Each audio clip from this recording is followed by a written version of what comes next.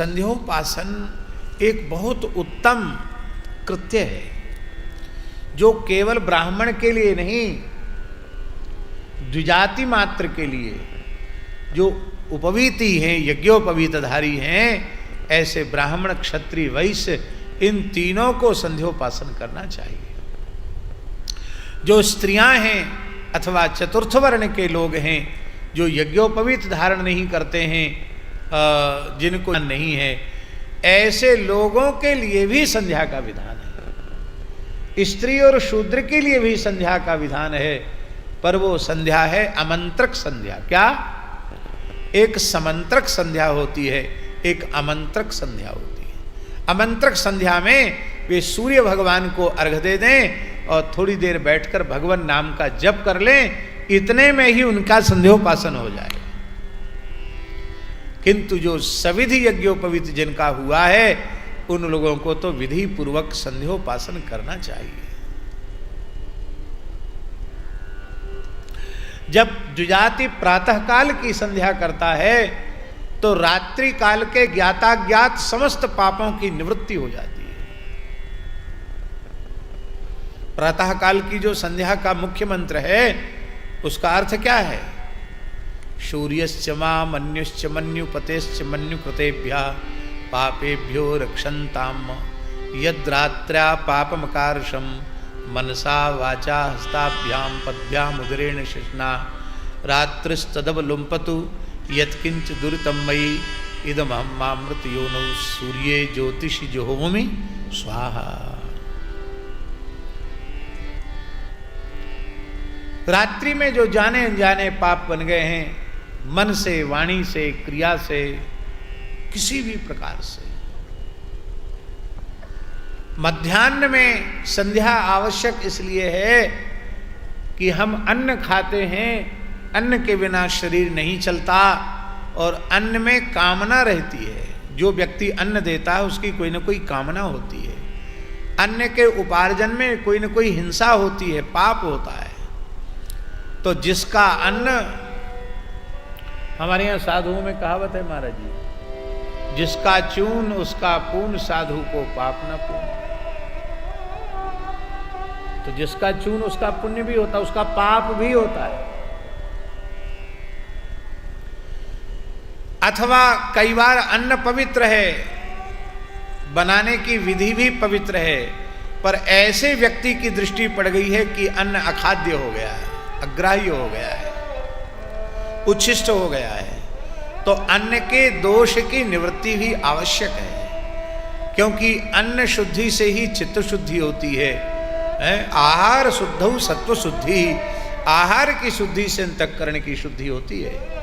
इसलिए आहारकृत दोष की निवृत्ति के लिए, अन्न का दोष हमारे चित्त को बिगाड़े नहीं, इसके लिए मध्याह्न संध्या है। आपः पुनन्तु पृथिवीं पृथिवी पूता पुनातुमाम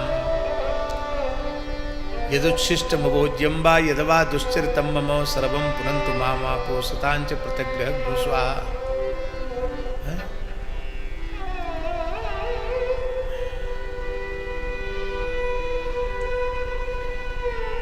सायंकालीन संध्या के काल में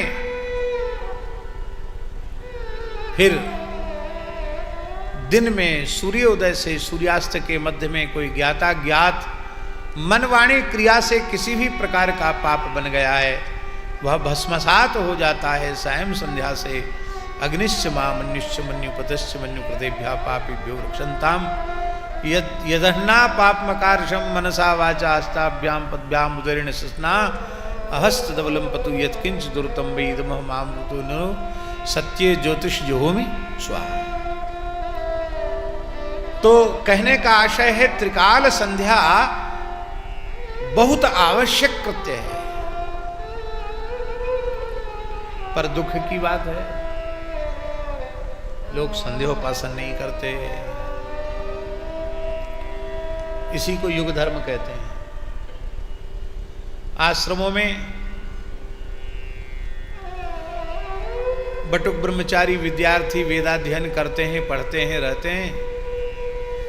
अपने यहाँ तो सब जगह आश्रमों में नियम है ब्राह्मणों को ब्रह्मचारियों को समय से संध्योपासन करना ही होगा।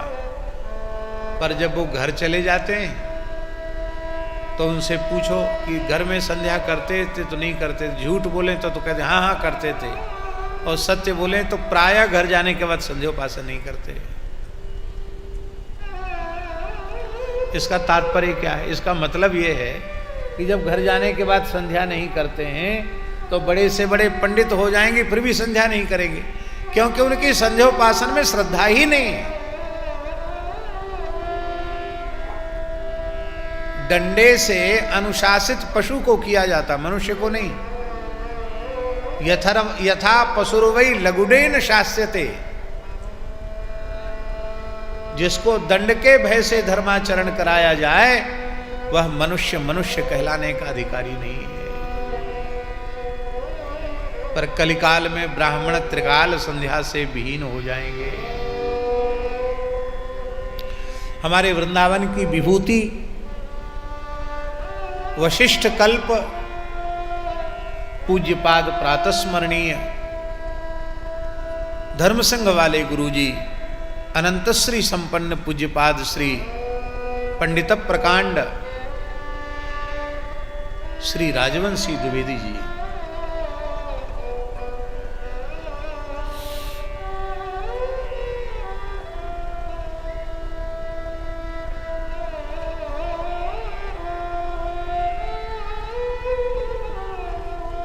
वे कहते थे इस बात को, ब्राह्मण कुछ न करे, केवल निष्ठा पूर्वक समय से त्रिकाल संध्योपासन करे और गायत्री का जप करे तो मैं प्रतिज्ञा पूर्वक लिखकर दे सकता हूं वह ब्राह्मण धरती पर कभी दरिद्र नहीं होगा, भूखा नहीं मरेगा। भगवान उसका अवश्य पोषण करेंगे, क्योंकि भगवान ब्रह्मण्य देव आज भी हैं। ऐसा नहीं है कि भगवान ब्रह्मण्य देव पहले थे आज भगवान ब्रह्मण्य देव नहीं है, भगवान आज भी ब्रह्मण्य देव है। आप ब्राह्मण बन जाओ, आप कुछ न करते हो तो भी आप भूखे नहीं रहोगे, नंगे नहीं रहोगे। पर बहुत श्रद्धा निष्ठा पूर्वक त्रिकाल संध्योपासन करना चाहिए। एक छोटी सी बात आपको बता दें, कथा तो बहुत है, एक सत्य घटना है। काशी में एक राजा ने अरिष्ट दान किया। उसके राजगुरु ने, राजपुरोहित ने उसके समान वजन की सोने की मूर्ति बनवाई, उसमें उसके पापों को प्रतिष्ठित किया प्रायश्चित रूप में, और घोषणा की कि जो तपोधन ब्राह्मण इस प्रतिग्रह को ले सकता है वो उपस्थित हो। बहुत से ब्राह्मण आए, लेकिन जब वे उस सोने के पुतले का दान लेने के लिए तैयार होते तो पुतला एक अंगुली उठा देता। ब्राह्मण बेचारा कांप जाता है कि भगवान जाने, अभी तो इसने उंगली उठाई है, घर ले जाएंगे तो क्या तमाशा हो जाएगा पता नहीं। ब्राह्मण लेने के लिए राजी नहीं थे। सूर्योदय से सूर्यास्त हो गया। आज होता तो कहते उंगली उठावे चाहे हाथ उठाए ले जाएंगे, एक आध क्विंटल सोना कौन छोड़ेगा। लेकिन उस समय वो बहुत विचारशील थे, कोई लेने का साहस नहीं कर सका। उस समय श्री वल्लभाचार्य महाप्रभु काशी में विराज रहे थे। संयोग की बात थी। तो ब्राह्मण यदि दान न ले तो धर्म नष्ट होता है, धर्म का लोप होता है। ब्राह्मण को दान लेना चाहिए, दान का पात्र है ब्राह्मण। तो श्री वल्लभाचार्य जी ब्राह्मणों की लाज बचाने के लिए वल्लभाचार्य जी वहां पहुंचे और उन्होंने कहा कि हाँ हम लेंगे दान। तो जैसे ही दान के लिए प्रस्तुत हुए, उस सोने के पुतले ने एक उंगली उठाई, ऐसे उठा दी उंगली। तो उसने एक उंगली उठाई, श्री वल्लभाचार्य जी ने 3 उंगली उठा दी। जैसे 3 उंगली उठाई तो उसकी उंगली जो उठी थी वो सीधी हो गई। ऐसी उंगली थी वैसी हो गई, सीधी हो गई। आपने लिया दान और उसमें से 1 तोला स्वर्ण भी अपने पास नहीं रखा। वहां जितने ब्राह्मण आए थे टुकड़े टुकड़े करके स्वर्ण के सब ब्राह्मणों को वितरित कर दिया। स्वयं 1 तोला क्या, 1 रत्ती स्वर्ण नहीं लिया आपने, सब दान कर दिया। ब्राह्मणों ने पूछा महाराज वो 1 उंगली क्यों उठाता था?